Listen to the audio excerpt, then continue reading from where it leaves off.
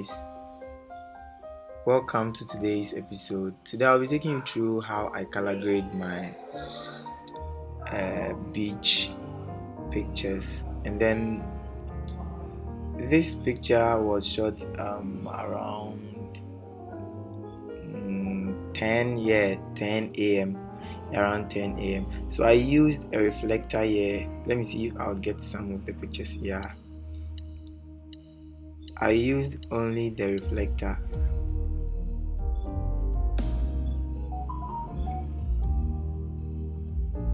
Okay, this is a shot with the reflector. So I was just bouncing back the sunlight to fill in the shadows and then lighting my subject. Yeah. So that was all that I did. That was the light setup. I used the reflector to bounce back light to my subject. That was all. And so I shot this image with the Canon EOS 5D Mark III 85mm ISO 100, and the speed was 1/4000 seconds, and then the aperture was 2f2. Yeah, so this lens is the Canon f1.8 USM 85mm. So let's see what I did. So you can see we've been able to achieve a lot of things from the color grading.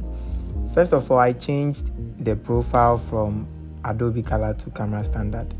Yeah, because the camera standard, it gives you this nice choco tone. And then the white balance, I was having it at 5400 Kelvin temperature, and then the tint was 5.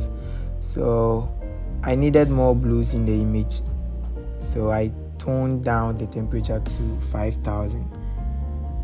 Yeah, there is it. And then the tint too, I changed it from 5 to -2, pushing it to the green side. I brought the exposure down, brought in more contrast. The highlight too, I reduced it because it was so much in the image. I opened up the shadow because I was seeing too much blacks in the image. And then the whites too, I reduced it because in the beginning I told you that I was seeing more highlights and then whites in the image, so I had to reduce it. And then the blacks too, I reduced it. I added more blacks here, so I pushed it to the left side, giving it more blacks. And then I dehazed the image by 7 points and then added clarity of 1.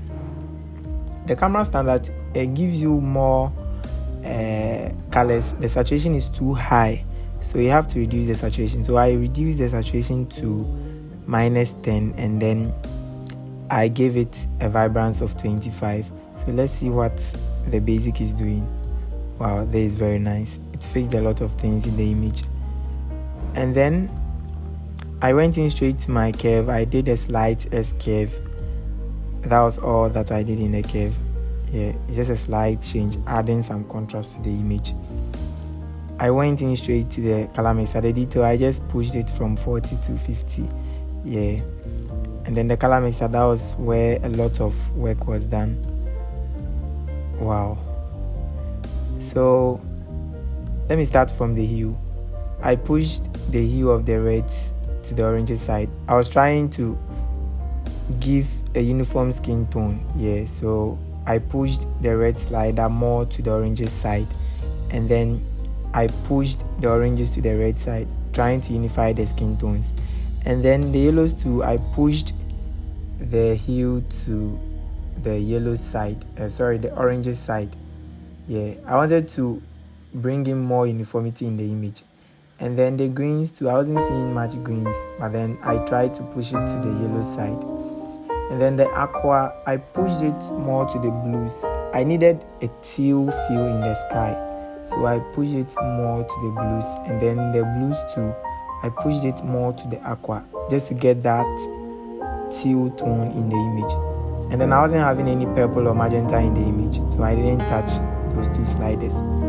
The saturation, I reduced the saturation of the reds, the oranges, the yellows, the greens, and the aqua too. I reduced all. And then I pushed in the blues of 2. Yeah, There's a saturation. I pushed the saturation of the blues by 2, and then the purple too. As I said, I wasn't seeing any purple in the image, so I reduced it, and then the magentas too, I reduced it. So the magic of the skin tone works here. That is the reds and oranges. I pushed the luminance of the oranges more to the darker side, just to give it like this melanin tone here. And then I had to retain it because her skin too is kind of choco, not that dark skin model. So I didn't push in more to the dark side. And then the reds, I pushed it up just to bring out some of the shiny parts of the skin here. And then the yellows too, I pushed it up. The yellows were lying in the sand here, so you see when I bring the luminance of the yellows down, we can see the sand very well. And then I wasn't liking this feel, so I pushed it up. Yeah, that's nice. And then the greens too, I pushed up the luminance. The aqua, I reduced it because I needed a feel of the sky. And the blues too, I did the same thing. And then the color grading, just as I always do, I added more blues to the shadows. I added oranges to the oranges, the mid-tones, and then I added some blues to the highlights too. And the last thing was, last but one, was the calibration. This was all that I did in the calibration. Let me change this one to 0 and see.